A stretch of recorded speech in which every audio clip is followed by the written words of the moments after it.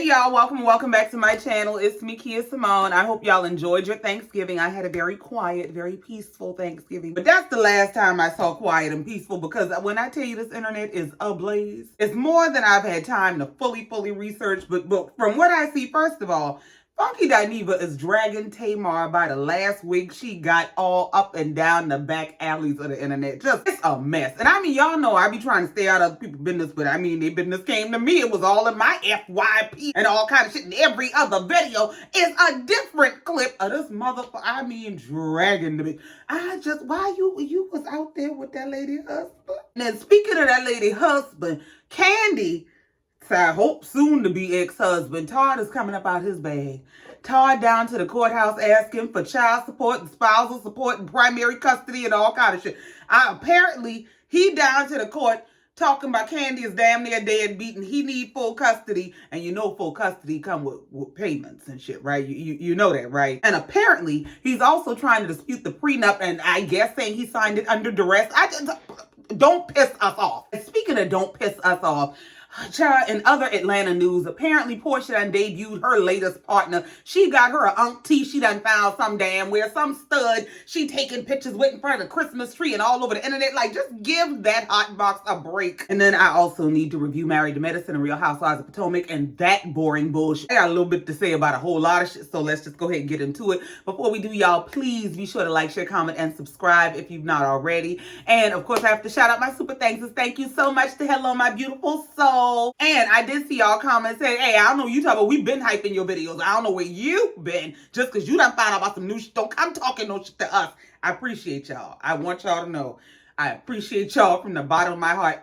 Honestly, I still don't know what hyping is, but I appreciate that y'all are doing it, and I hope y'all continue to do it. Thank you. First of all, Tamar and Funky Diva. Now, let me tell you. When I first started seeing the clips of Funky Diva dragging Tamar, the first reaction is why? Why are they at it again? And initially, it wasn't even why are they at it again. It was, well, what happened to set him off? Because I hadn't seen anything from Tamar. And I'm like, well, what the fuck Tamar did? Like, is it because, you know, it's a new month and we running up numbers? Like, is that what's going on? I didn't know. I know. And then I saw, you know, some clips and I saw people's commentary and people, oh, he's just obsessed with her. And I don't know why he's so upset and leave her alone. And I saw him going off about, I told you not to mess with me. I tried to leave it alone, but now bitch, I'm going to tell all your business to the internet. My God. And see, now the last time they got into it, I just took whatever clips I saw, ran with that, and y'all was all in my ear with your foot up my ass about you must be didn't watch when Funky was down here talking about it. You just got your little 2 cents worth of information and talking $1 worth of shit. I said, oh, okay. Well, let me go try to make sure I understand what's going on before they get to talking shit to me, because I know I like to talk shit first and ask questions later. And I'm going to be in the comments cursing motherfuckers out, and they might be right. So let me just go see what had happened. So I saw Funky saying what triggered him was Tamar went and did an interview and mentioned him. And at first I'm like, now, you know, you could ignore that shit. You really could have just overlooked it. Maybe you just looking for a reason to argue. That was my first thought. I ain't tell you no word of lie. So then I saw the clip of Tamar in her interview. And Tamar was being asked about the night that this tragedy happened and how she has no recollection of the event. And I guess she's going to recount the parts of the night that she does remember, and she's going to retell this story. And she starts out with, I threw a birthday party for a friend. And then she did that long dramatic pause, and that she does. I threw a friend a birthday party. I said, oh, hold on. This why he down here with his shoes off, elbow deep in your wig, whooping your ass. My thing is, Tamar could have told the story without the emphatic, I threw a birthday party for a friend. I threw a friend a birthday party, because the whole point of the tone of that statement, because Tamar is the type that will want to reduce it to semantics and say, well, all I said was this. These were the only words that I used. But the whole tone of her statement was to imply or was to challenge Funky Dineva's statement that the bitch didn't throw me no birthday party. She called herself inviting me out for my birthday, and the night was supposed to be about my birthday, but I was a decoy. She was using me as a cover for some other bullshit and an opportunity for attention. So when I saw it, I was like, okay, this why he mad.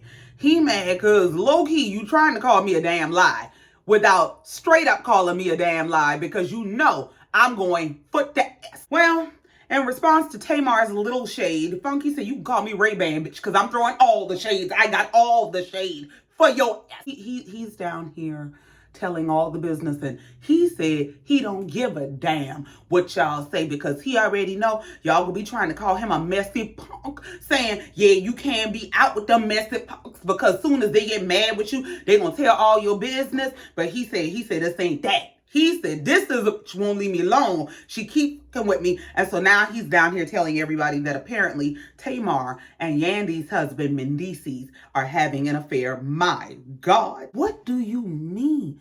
I know Tawanda is somewhere rubbing her head like a genie and clicking her damn feet together saying, I told y'all motherfuckers, she always up under somebody, motherfucking man. That is the cousin faith in the family, bitch. My thing is, if you already got a track record of getting your ass beat for dealing with married men, like don't that ass whooping didn't scare you, what you figure? I ain't got my ass whooped now, I might as well go all in. And you're a public figure.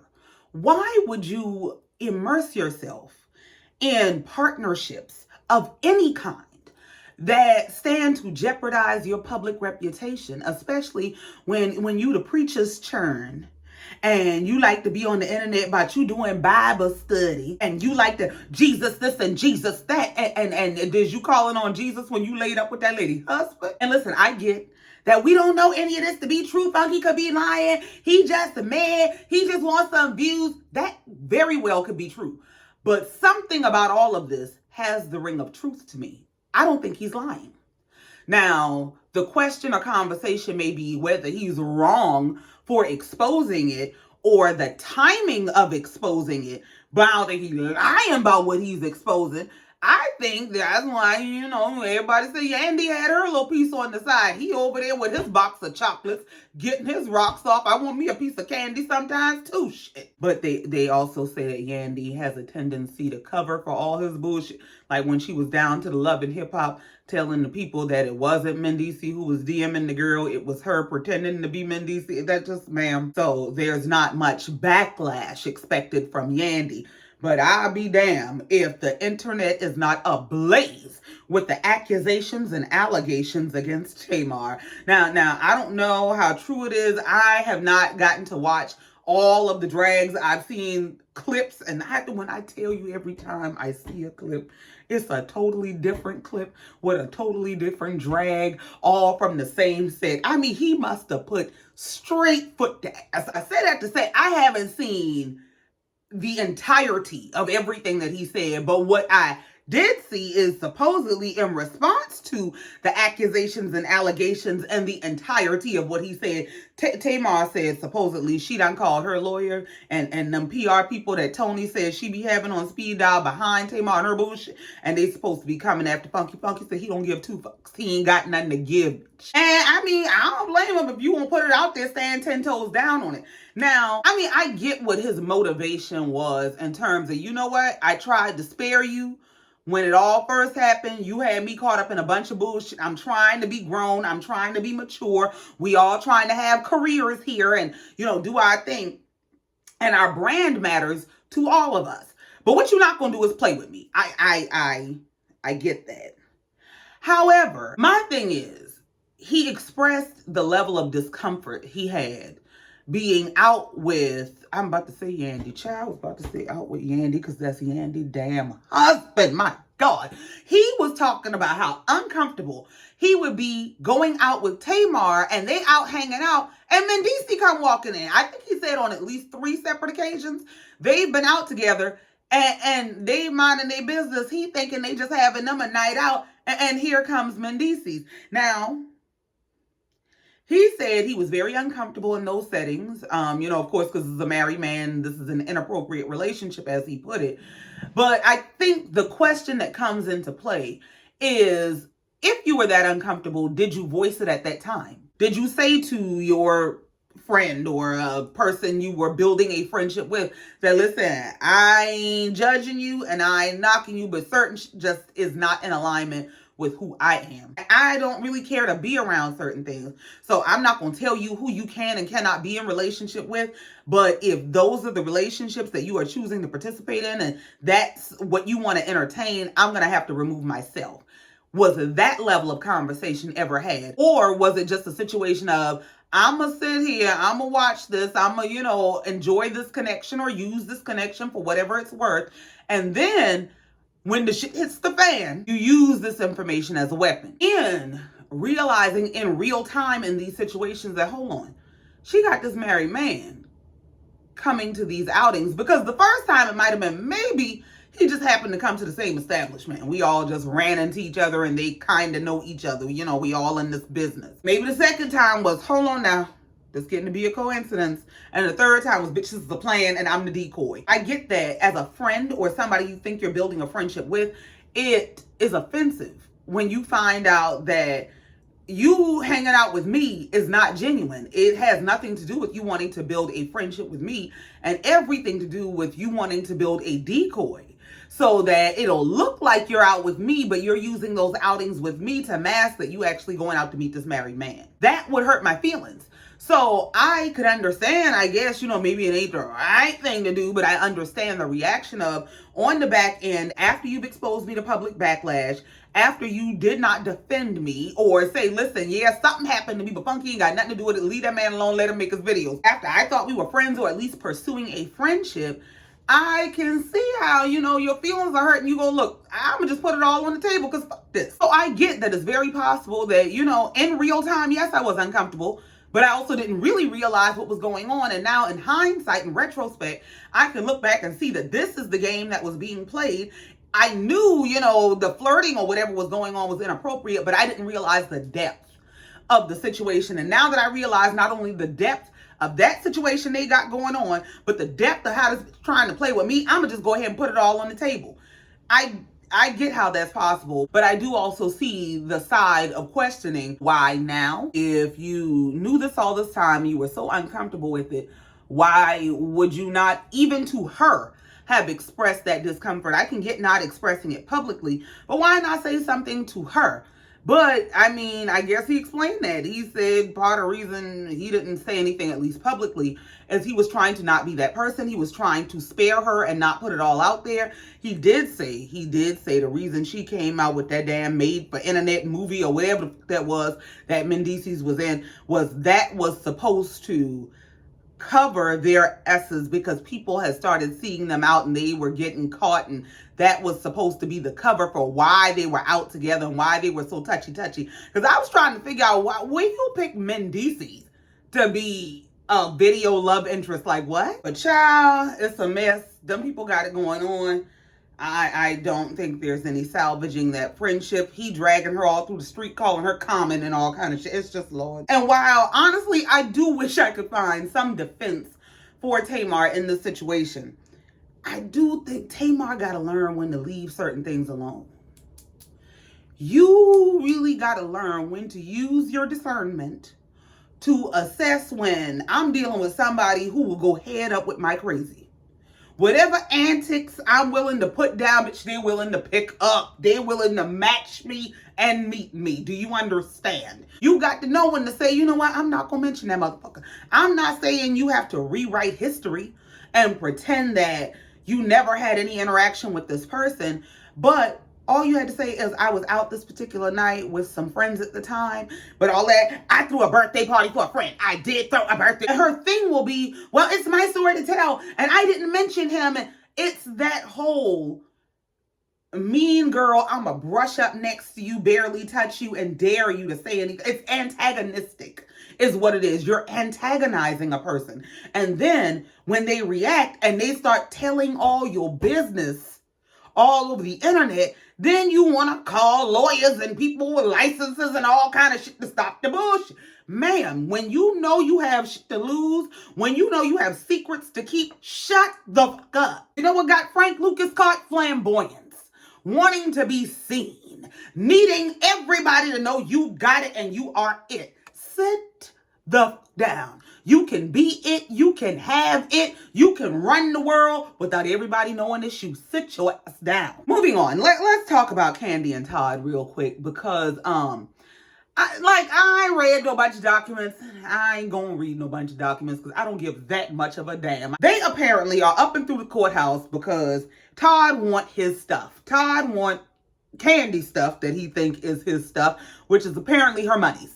He is down there talking about how he's the primary parent, and I ain't gonna tell you no word to lie. I do feel bad for Kandi as a woman who knows what it is to be in a long-term relationship and have that relationship end and have to go through that whole breakup and rediscovering yourself outside of that relationship and reestablishing your life and all that. You know, you a woman, you have been through it at some point, and if you haven't, I pray you don't, but you may. Hugs for the future. Anyway, while I do feel bad for Kandi as a woman, and because you can see that she's visibly emotional about it all. I'm not saying she's sad, you know, or she wants Todd back or she wants her marriage to work. She's just visibly emotional. She could be emotional because the public in her business, and she don't like people in her business. And now they gonna be talking about me and boo-hoo. That could be it. We don't know what she's crying for, but I identify with it either way. You know, I identify with her sadness. However, Kandi talked a lot of shit to a lot of people for a long time, defending that damn Todd. She couldn't be told anything. She was willing to go head up and 10 toes down with anybody who said anything about her man. She about tore up that damn laundry night that was already a mess. It was giving the Alps. It was giving everybody a skiing around this motherfucker. But that whole turning everything over because people kept trying to tell her this man is an opportunist, which is the male term for gold digger, and you where I'm baby mama where he done found somebody who got to go. Oh, well, hey, you wanted to marry a man who you were warned was an opportunist, and you knew, because here's the thing, there are entirely too many clips of Todd having these conversations about conversion of Kandi's assets, where he is trying to figure out some way to get her up out of her hands, her accounts, and her name and into his. It's just this whole, I don't understand all the conversations about, well, you know, if you go out and you make the money, but you have this man and he's been at home and he's been behind the scenes helping you and, you know, he helping with the kids and yada, yada, yada. You don't think he should get none of that money? Why is everything about the money? My thing is this. If you ain't a scrub, like, you know, she got a Grammy for writing about no scrubs and then, hello. But if you're not a scrub, and you are a man of your own means, and you're not looking to build a life off of this woman, and you're not the opportunist they say you are, why wouldn't you clock out of daddy daycare, put them kids in real damn daycare, go pursue your own projects, make your own money, and then meet her at the bank? Why wouldn't you do that? It's giving a scheme Todd set up to come to us with the bullshit, where we gonna have these kids that they knew they shouldn't have, because Kandi, this is also where I blame Kandi, because the one child you already had came to you and told you. I mean, this is not something you had to speculate. You ain't had to, you know, look into a crystal ball, go talk to the tarot lady, go talk to the psychic lady. You ain't had to go talk to a motherfucking soul, except the child you already have, who is giving you a first-hand account of what it is to be raised by you. That child said to you, you don't need to have no more damn churn. I don't want nobody going through what I'm going through. You don't be home. You can't be bothered with motherhood unless it's a swipe of your card. You don't need to have no damn kids. You don't have the space in your life for children. And once again, just like she went against everybody when they told her Todd was an opportunist, she went against everybody that told her, do not be up here trying to live out this fantasy you got in your head of a family and a marriage and all this bullshit, knowing that you don't have time for these kids. And so while, yeah, Todd is a gold digger and a daddy daycare opportunist, as smart as Kandi is in terms of paperwork protection, she failed to protect herself and her assets by choosing to marry a man who is seeking to gain your assets. You can have all these prenups and trusts and all these documents to protect your assets. But the first line of defense is good choices. It's proper choosing skills. You need to know this ain't somebody I need to have down to a lawyer's office talking about marrying me and being attached to all my assets. This is not somebody I could trust to provide for my child in the way that I would if something happened to me. I don't need to take you down to the bank, much less the lawyer's office, and give you access to any of my assets. Kandi had this whole, I make all the money. Y'all can't tell me what to do. But when you got the big purse, and especially when you use that big purse to take care of everybody around you and can't nobody say nothing to you because they scared of being snatched up out your purse, this is the kind of shit that happens.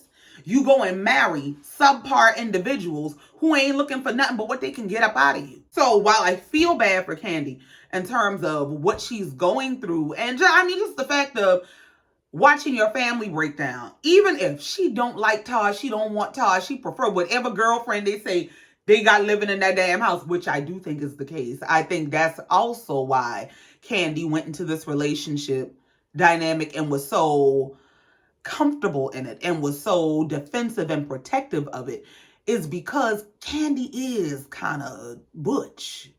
Kandi got that stud effect.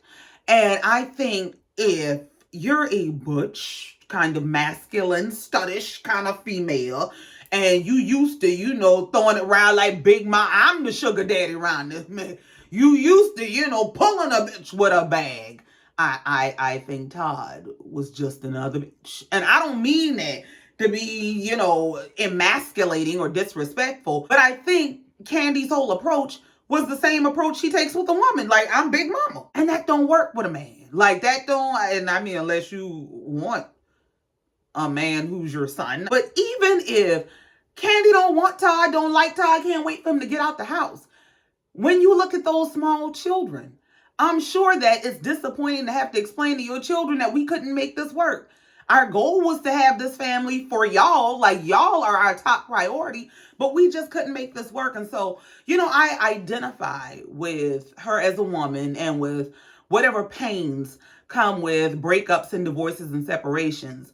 But at the same time, the way Kandi used to let, especially her mama and her husband, run amok in different directions, it's like, I do feel bad for you, but it's like for the moment, not for the history. And I don't really feel bad for Todd either, because now, while I do feel like Kandi should have checked her mama a long time ago, and I saw a clip one day this week of, I think it was Kandi, Todd, and Carmen sitting down having a conversation. And Kandi is telling Todd about how her mama was out recruiting people to try to get information and evidence against Todd to prove that he was cheating. When they couldn't get information and evidence, the plan was to set him up. Now, why Kandi always feels the need to come back to Todd and share with him these conversations that her mother has with her that he don't need to know nothing about, he would never know anything about unless she shared them, is beyond me. But when she told Todd that her mom was planning to set him up, Todd said, you know what? I'm going to tell you straight up, I really don't have any respect for your mother. Kandi cut him off. No, we're not going to do that. We're not going to do that. You're going to respect my mother. The same mentality that Kandi has for her mama, she had in terms of this marriage. That whole, anybody that I choose to give a pass to, everybody has to give a pass to. That whole, I let my mama run amok and be disrespectful, and as long as my pockets align, y'all, especially anybody else who's on my payroll, y'all should be okay to deal with it too. While Kandi is highly problematic when it comes to her mother, I don't feel bad for Todd, because you had so many opportunities to get the fuck about this. I don't want to hear about the mama has been insufferable all these years. I don't want to hear about Kandi has controlled all their money and finances and assets all these years. It was that way going in. I don't know why you would expect anything different. And at the point that the motherfuckers has stressed my mama literally to death, I was going to turn all that shit over. You can keep every penny of this. You're going to need this to fix all the shit I'm about to tear up. I'm trying to tell you. But for me, Todd did come across opportunistic. He came across like the guy who found this big fish, and I don't give a fuck would it take to get this bitch up out the water and in my boat, but it's coming with me today. I think Kandi wanted a husband. She wanted to present to the public, like, I can get real deep with it. I just don't go there. But I think she wanted to present this image of being able to have and keep a man. And that, you know, she wanted to live out this fantasy of being a wife and having children and having a family. Because remember with Riley came from what was a married man, or a man who was in a relationship of some kind, whether they were married on paper or they were common law or whatever. He had a girlfriend, a wife, somebody that he lived with that Kandi was aware of. And apparently a lot of the bitterness came in when that man would leave his family to be with Kandi and this baby when she got pregnant or when she had Riley. So I really think this was her opportunity to do it all right. Like, that's what I think this was about. And I think they all had their own selfish, personal motivations. And everybody was using everybody in some way, and this is the outcome. So I said all that to say, I won't be shedding no tears for nary one of them in terms of this whole custody battle, this prenup battle, this seeing what he can try to get up out of her battle. Like, all that bunch of getting married to a man who you know ain't got his, like, you know he's nowhere near your level. And that's, honestly, I think that's a control tactic. I feel like Kandi married a man who she knew had significantly less than her to have control in the marriage. If a man had as much as Kandi and they're meeting, I mean, neck and neck, that man can move any way he wants to move. He can live any life he wants to live. He can have all the women he wants to have. He is not at your mercy. He don't need your approval, your participation, your funding for anything. And I don't think she wanted that. I think Kandi liked the idea of being married to somebody who didn't have as much as her for the sake of control. And then even if he were able to come up throughout the relationship, because remember, Todd always complained about Kandi was not nearly as invested in his projects and his ideas as she would ask him to be about hers, which says to me that I don't have a problem with you living this life if I'm funding it. But I ain't gonna help you get rich. I'm not gonna help you meet my level. I mean, we not gonna do that. But I think that even if she had invested in him and had helped him become this multi-millionaire, I mean, which he is, they say he's worth a few $1 million now, but she worth a few, like a double-digit few $1 million. Even if she had invested in him and helped him to come further up the ladder, it would have been you're only here because of me. And that's the hook now.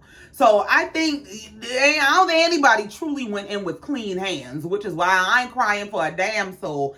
I'm just watching the whole mess and seeing what color the wall gonna be after they finish throwing food at each other. In other Atlanta news, Porsha. Oh God, Porsha has debuted to the world her latest Mortal Kombat player. This girl done gone and found, don't get me wrong, it's a beautiful lady, but this shit is so Atlanta. This is so, I done ran through the men domestically and internationally, and so now I just got to go ahead and switch sides, fuck it. And I think when Porsha did that whole interview about, I don't know, maybe I have to date women, this was already in the works. This was already in the making. That was the setup for the alley-oop for her to do this debut and put it all out there. I don't want no bunch of shock and backlash. Don't even ask me who wearing the strap. Mind your business. But the truth is, I'm not shocked. Like, Porsha just be doing shit. And it's sad. Like, do you dislike yourself that much? That's what I wonder when I see people who cannot be by themselves. Like, when you just jump from relationship to relationship, and if ain't nobody available, you will find you a drunk down to the gas station. You will just take whatever you can find so you don't have to be by your damn self. The first question I have is, do you not like yourself? What is it about you that you are afraid to be alone with? I remember somebody they didn't even say it to me. I think I saw it on Facebook or something. It might have been when the pandemic first happened. And people were just itching to get out of their houses. They were, I can't take it. I got to get out of here. Somebody said, what is in y'all house that y'all hate so much? I don't know why, but that shit is hilarious to me. They said, what is in y'all house that y'all are trying to get away from so bad?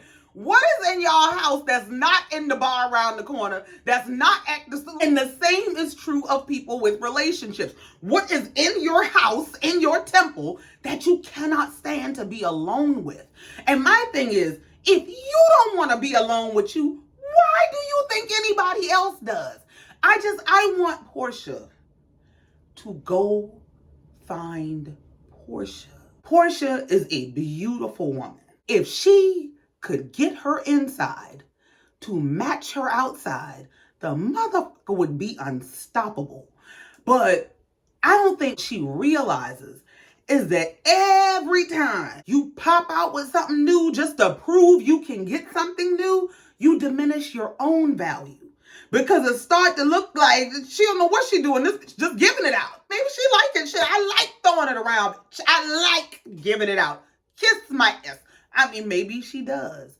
But is that the example you want to set for your daughter? What happens when the baby come to her and say, Mama, I don't understand. How come every year you got a new man, but this year it's not a new man, it's a new ma'am? How come? What do you tell your child about what you out here doing? Like, please, ma'am, please.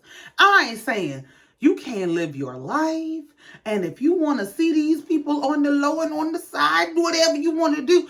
But guard your reputation like you guard your heart, for all you do flows from it. But child, I think that's it. That's all. I think that's everything I wanted to gossip about. I mean, yeah, sometimes we be gossiping, Lord. Now, I do be trying to clean it up and find a good lesson and a message in it before I come down here just running my mouth to you. Child, let me tell you what I saw and let me tell you what they say about this bitch. I be trying to like clean it up and make it valuable, but sometimes we just be gossiping. But that's it, that's all, and I ain't got no more. So thank y'all so very much for coming down here, listening to me, and let me get this off my chest. Y'all, please be sure to like, share, comment, and subscribe if you've not already. And in the meantime, until next time, just like every time, you know I love you, and I mean it. Bye.